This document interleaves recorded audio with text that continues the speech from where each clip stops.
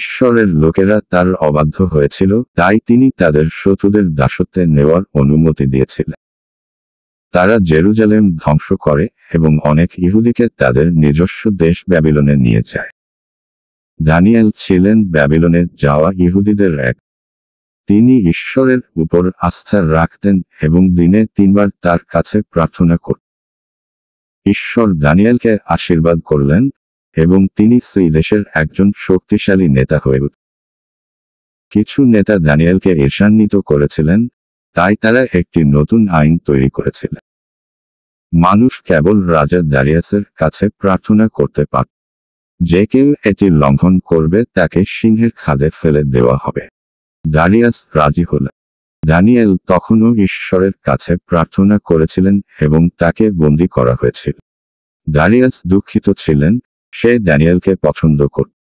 তিনি বুঝতে পারলেন যে তাকে কারসাজি করা হয়েছে, কিন্তু তিনি আইন পরিবর্তন করতে পারবেন না।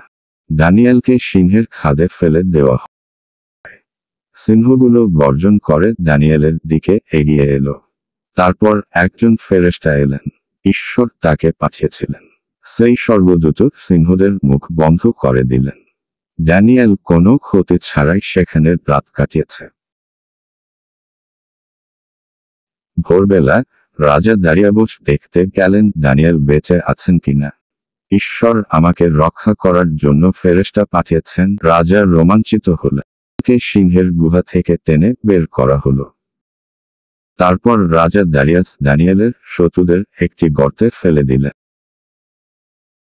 সিংহগুলো সেগুলো গিলে ফেলেছে। রাজা দারিয়াস অনুরোধ করেছিলেন যে দানিয়েলের পরাক্রমশালী জীবন্ত ঈশ্বর তার রাজ্যে সম্মানিত হন।